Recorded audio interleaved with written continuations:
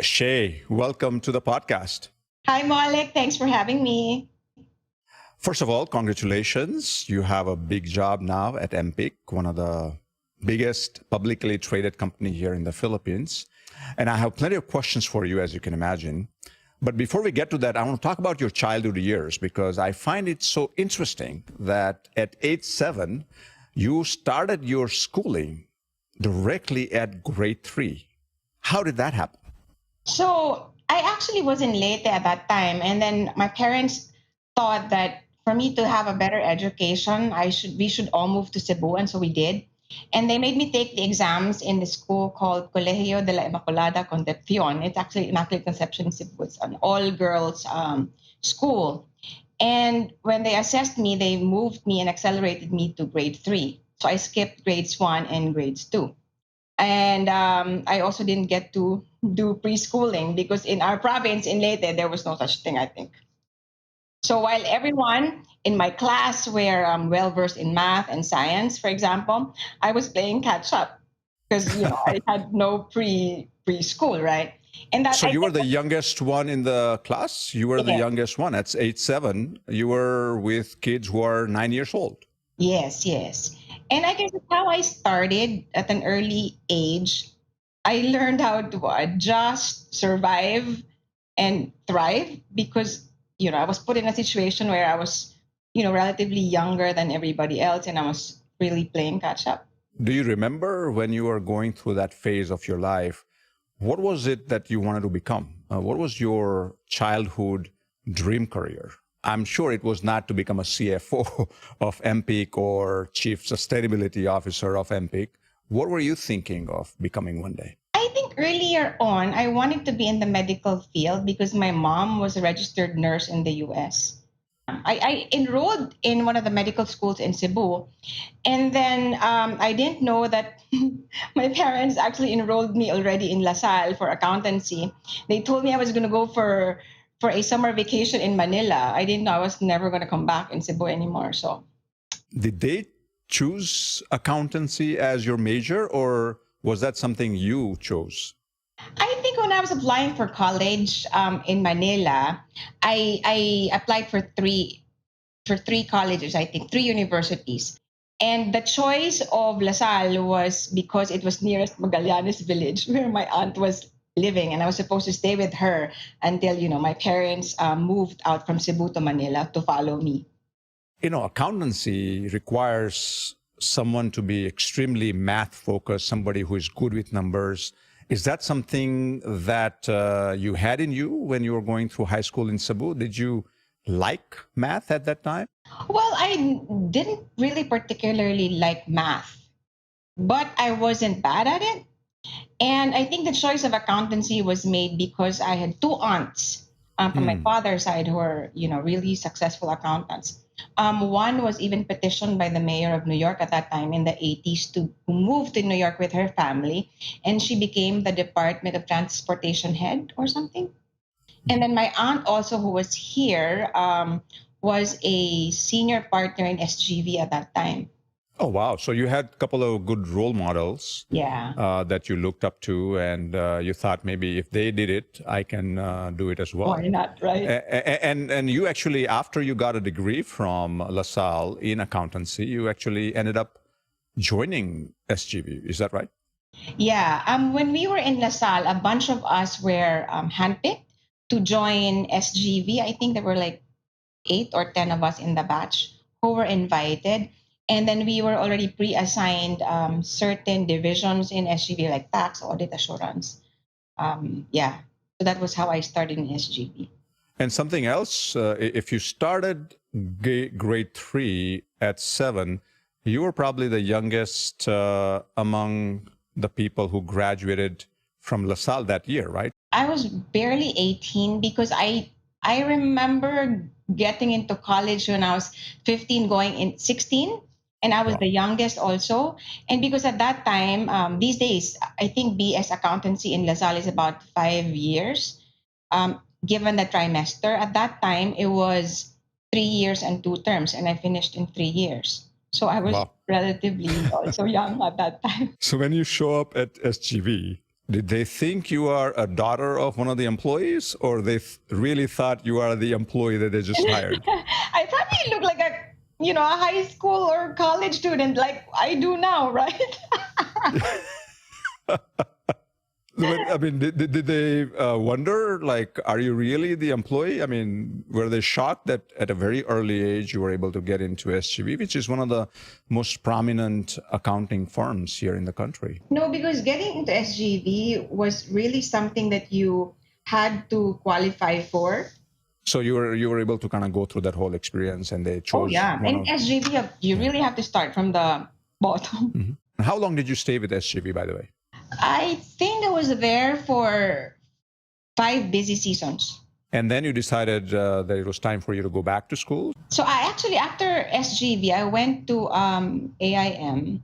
At that time, I think I was trying to transition because I had a breakup.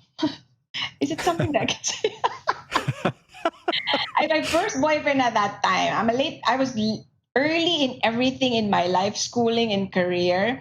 But in But terms of late. the love life, I was a late bloomer. So I think I had a breakup at that time, and I wanted to pivot and transition. And the one way to do that was to go back to school. So you left SGV, and for full time, you did your MBA in what, 2 years? AIM, 2 years. MBA opened so many new doors. I mean, you could think about having a career in marketing, in HR, in general management. But after MBA, you chose again to continue in finance and accounting. Is that right? Yeah. When we were about to graduate from AIM, PLDT at that time put up an executive trainee program. That was the first executive trainee program that they did to sort of, it was a talent and succession planning strategy that they had.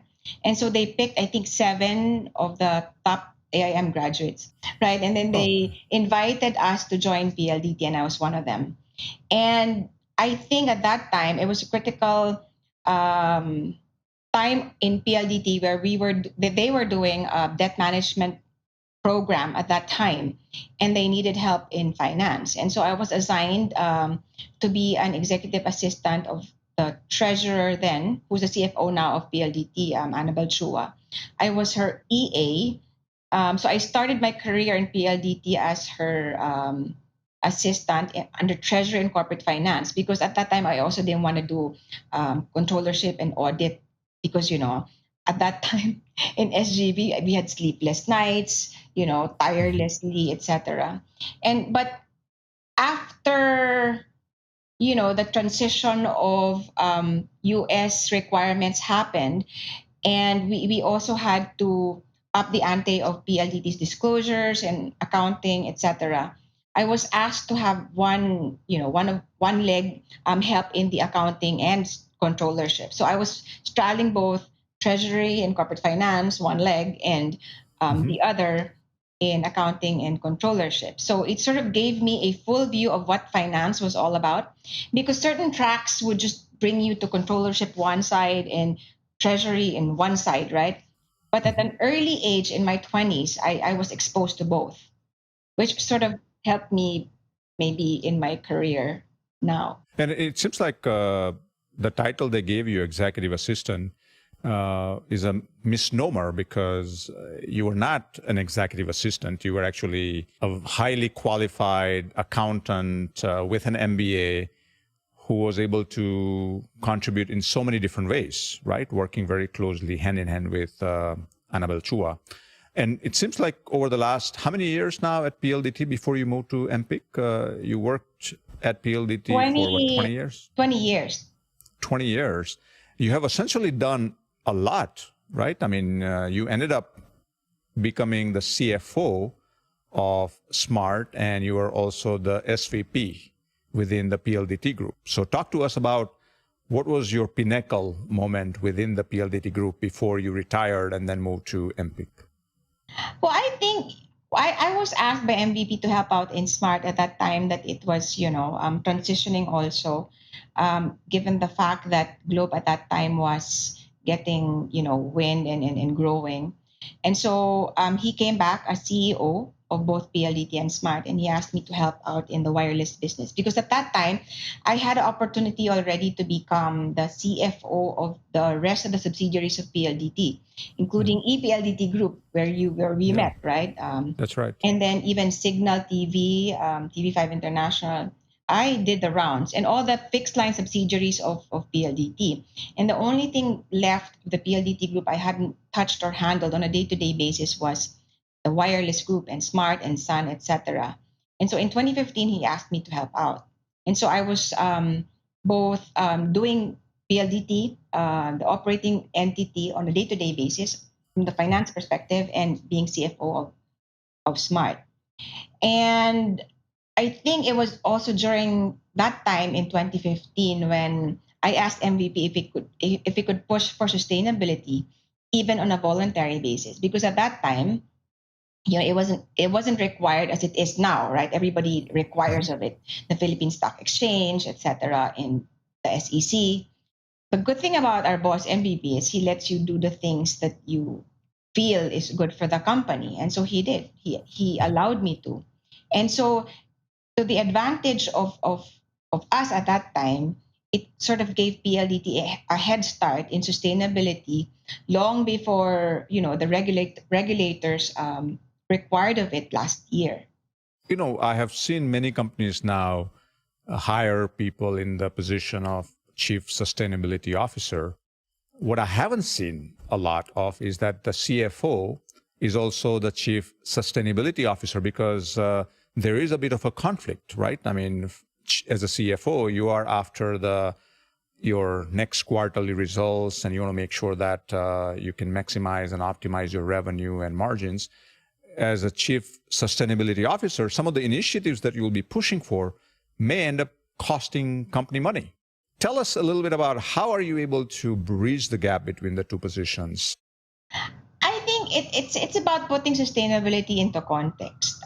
I'm sure you're familiar with sustainability, right? With a triple bottom line approach. So that's profit, people, and planet. Mhm.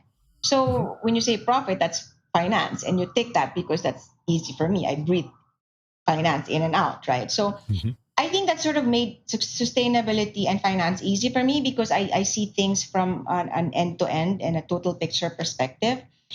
And when you really think about sustainability, there is no conflict because at the end of the day, purpose and profit should go hand in hand.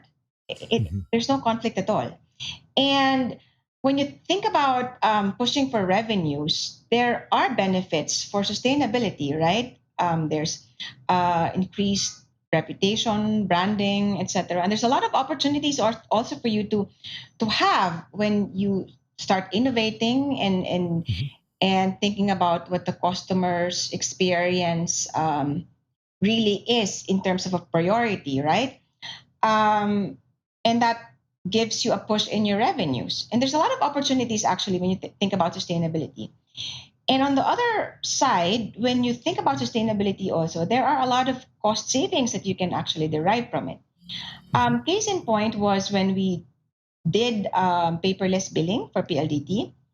At the onset, when we really had zero paper, we were doing paper billing at that time. We were Mhm. spending about 600 million for printing and delivery fees because PLDT and Smart were like nationwide, right? But the Mhm. subscribers were all nationwide. And so when we started doing paperless billing, we started shaving that off. And so we were saving money and also saving trees and the environment. So you're hitting two birds in one stone. Mhm.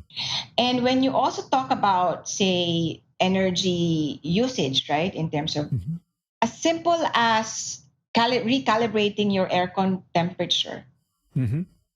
every 1 degree actually has a 3% savings for commercial and 6% savings for residential subscribers. So that translates to cost savings as well.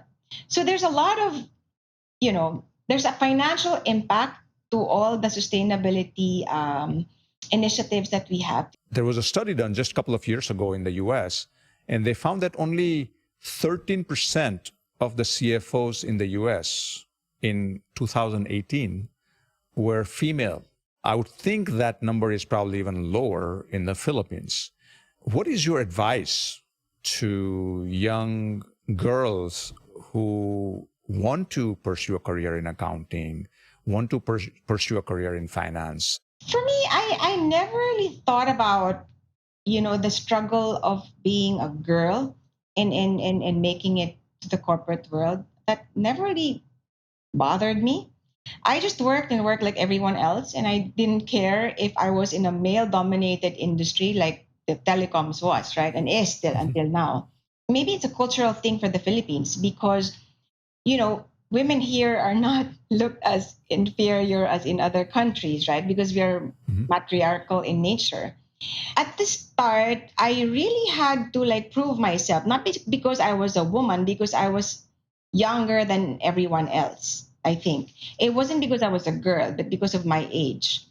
At that time, I recall the head of network, George Lim, was saying, you're an accountant and you're from finance and you only know how to depreciate my network, right?